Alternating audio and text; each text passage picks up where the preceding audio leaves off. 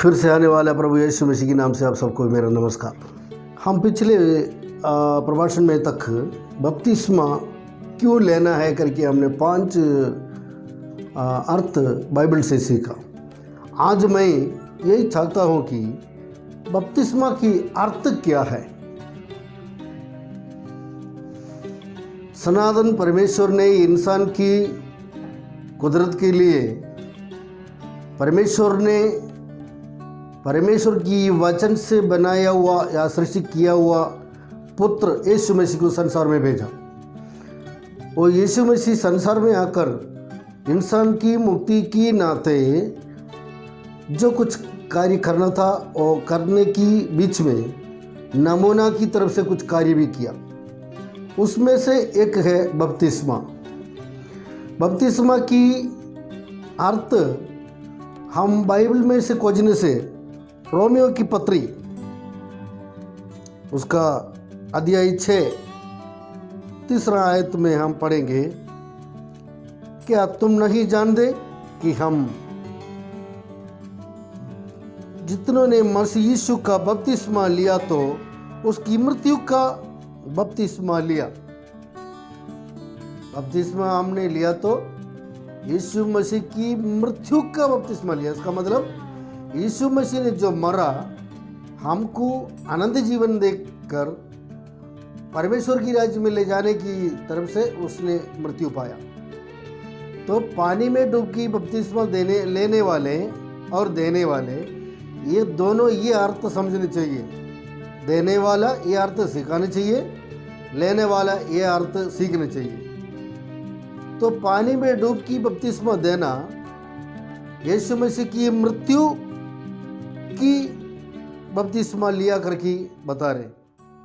मृत्यु की बपतिस्मा मतलब एक आदमी मरता तो उनको मिट्टी में गाढ़ा खोदते हैं और दफनाते हैं। वैसे ही पापों से मरा हुआ इंसान यीशु मसीह को अपना उद्धारकर्ता और मुक्तिदाता करके अंगीकार करने के साथ साथ उसने अभिषिक्त पुरोहित की हाथ की नीचे पानी में उतर के पानी में डूबकी बपतिस्मा लेना चाहिए। ये पानी में डूबकी बपतिस्मा लेने की मतलब एक इस इंसान मरने के बाद उसको मिट्टी में दफनाने की सादृश्य है ये। तो पानी में और डुबा दिया, मतलब कब्रिस्तान पे सबको गाड़ दिया। और तीसरा दिन यीशु मसीह ने जी उठा मरे हुए में से। वैसे पानी के अंदर से इस व्यक्ति पुरोहित के द्वारा और वापस उठ कर आते हैं। इसका मतलब पापों से मरा, पानी जो कब्रिस्तान था उसका अंदर उसको पाप शरीर को दफना दिया और पुनर्जन्म लेते ही नए जीवन के साथ और नया शरीर के साथ साथ वो जीवित पाया। तो इसी तरफ से है बपतिस्मा लेने का एक अर्थ। रोमियो की पत्री के साथ साथ और भी कोलोसियों की पत्री में भी यही बताते हैं। तो वेद शास्त्रियों ने इसका बारे में अच्छी तरह हमें समझाया जाता है। वैसे ही उस मृत्यु का बपतिस्मा पाने से हम उसके साथ गाड़े गए, ताकि जैसे मसीह पिता की महिमा के द्वारा मरे हुआ में से जिलाया गया, वैसे ही हम भी नए जीवन की सी चाल चलें। पुराना जीवन की सी चाल चलने में नया जीवन की सी चाल चलने में फर्क पड़ते हैं। पुराना जीवन की सी चाल चलने से दुनियादारी चाल चलन होते हैं। नया जीवन की तरफ से जीने से स्वर्गीय व्यक्ति बनने के साथ साथ आत्मिक व्यक्ति होकर उसका नमूना बाहर बाकी और लोगों को देखने के लिए प्रसारण किया जा रहा है। क्योंकि इसको देखने से आम जनता बोलने लगेंगे कि ये व्यक्ति हम सभी से अलग हो गया।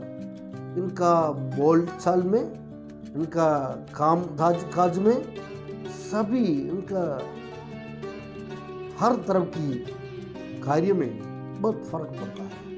और उसके पास पास आके उसको खोजने से उनसे यीशु मसीह का सुगंध प्रकट होएगा। यीशु मसीह का सुगंध एक व्यक्ति से मसीही व्यक्ति से प्रकट होने के कारण दूसरे लोगों ने यीशु मसीह के दर्शन पाने का कारण पाएगा, क्योंकि मसीही व्यक्ति की ओर से यही संपर्क का संभावना है। मसीही व्यक्ति में यीशु मसीह का सुगंध, यीशु मसीह की ओर से मिलने वाली चंगाई, यीशु मसीह की ओर से मिलने का चौड़ाई, इन तमाम आशीषें और लोगों ने समझने के लिए इनसे प्रकट होते रहेगा। यह है सुगंध। तो यीशु मसीह के साथ मिलने के लिए जो बपतिस्मा लिया, और इसका अर्थ यही है कि यीशु मसीह की मृत्यु की साथ एक साथ मिलना।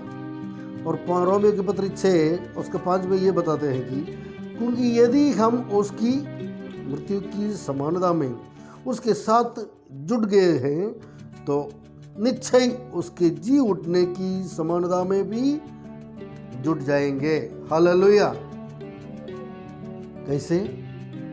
यदि हम यीशु मसीह की मृत्यु की समानता में उसके साथ जुड़ गए हैं तो विश्वास की निश्चय उसके और विश्वास रखने से यही हो सकता है कि भविष्य में उसके जी उठने की समानता में भी जुट जाएंगे।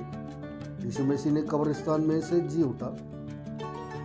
हम इन संसार से और जी उठेंगे यदि प्रभु यीशु मसीह आने से पहले हम मरने के बाद हमारा शरीर संसार में गाड़ेंगे, और उस समय यीशु मसीह बाद में आने का टाइम जो सुरंगी फूंका जाएगा, उस समय परमेश्वर की आवाज़ से ये सभी कार्य होने के समय कलीसिया की उठने के टाइम पर हम भी जीवन पाकर उठ कर आएंगे। Praise the Lord. वैसे ही निश्चय उसके जी उठने की समानता में भी जुट जाएंगे। और वचन 6, क्योंकि हम जानते हैं कि हमारा पुराना मनुष्य तो उसके साथ क्रूस पर चढ़ाया गया। Praise the Lord. हमारा पुराना मनुष्य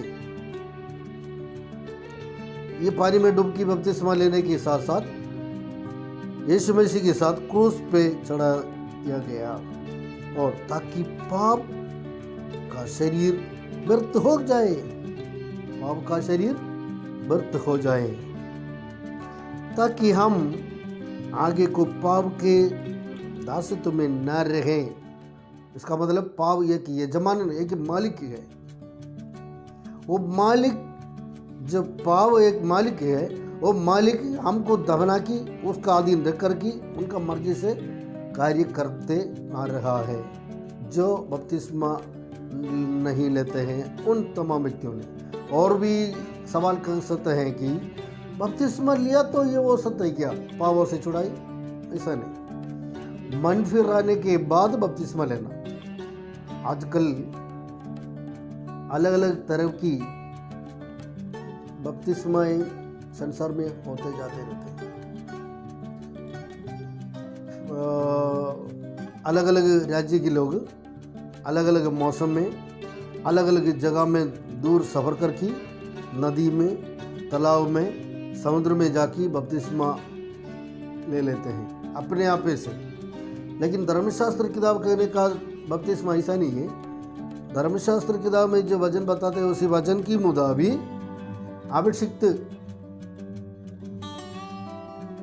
पुरोहित के हाथ की नीचे पानी पे उतर की और पुरोहित की हाथ से बपतिस्मा लेना चाहिए पानी पे।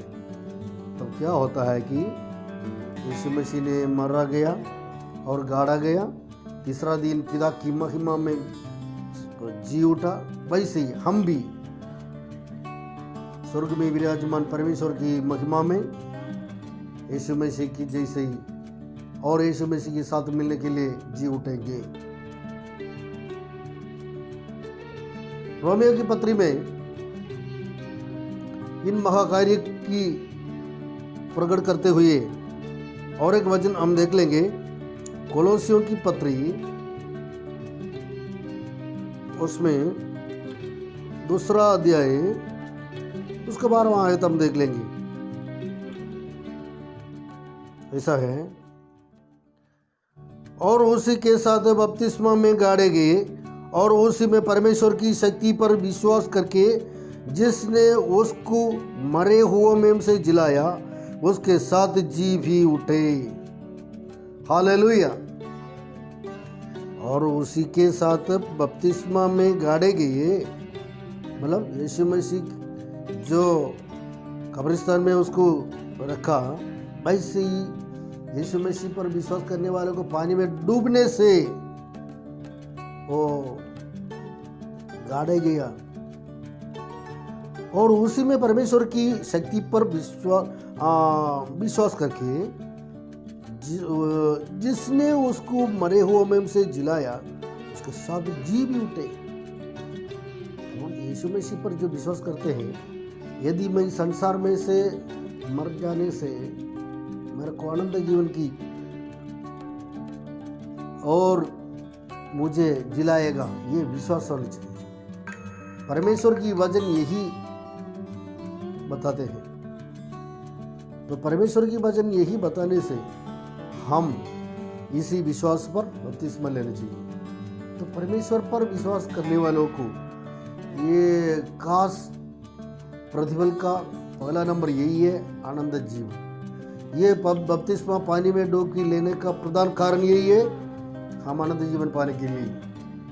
प्रिय मित्रों, संसार में जिंदगी हमें मिल गया है।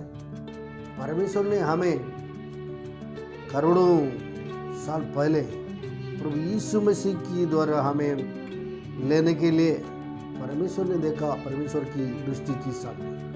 लेकिन हमने इस बात को आजकल सुन रहे और धर्मशास्त्र किताब से पढ़ रहे।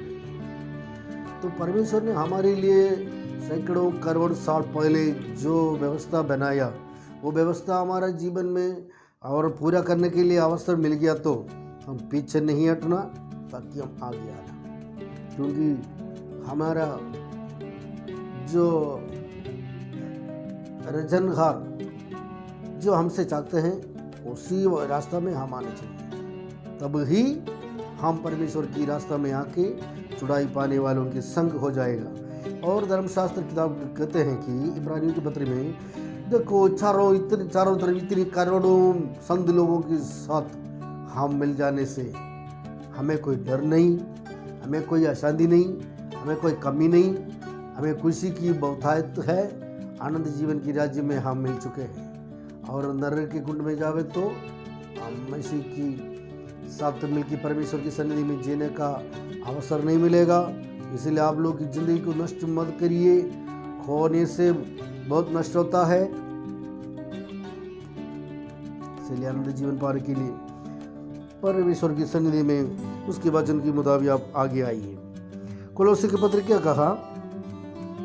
और उसी के साथ बपतिस्मा में गाड़े गए और उसी में परमेश्वर की शक्ति पर विश्वास करके जिसने उसको मरे हुओं में से जिलाया उसके साथ जी भी उठे। हालेलुया। मतलब विश्वास में जी भी उठे। अभी हम तो विश्वास में जी भी उठे हैं, रूपांतरित नहीं हुआ है, इसी शरीर मांसमय शरीर में है, लेकिन हम विश्वास में जी उठे। विश्वास में इसका मतलब जब हमारा प्रभु यीशु मसीह आएगा, ना तो मसीह आने से पहले यदि हमारा ये संसार की जिंदगी समाप्त हो गया तो भी, हमारे शरीर को गाड़ दिया तो भी, हमारे जीवात्मा उस समय दफनाने के स्थान पर आएंगे, उसी रूप में स्वर्गीय दूतों की समान ज्योतिमय रूप में हम रूपांतरित हो जाएंगे, हम प्रभु यीशु मसीह के साथ मिल जाएंगे। इसलिए आप मध्य आसमान पर यीशु मसीह जल्दी से आने वाला है, उसकी मृत्यु की और अपनाने के लिए आप लोग बपतिस्मा लेना ये सबके लिए जरूरी है। इस बात को कहते हुए मेरे बात मैं यहाँ पर समाप्त करता हूँ। दोबारा दूसरा सब्जेक्ट पे हम आ जाएंगे। हालेलुया।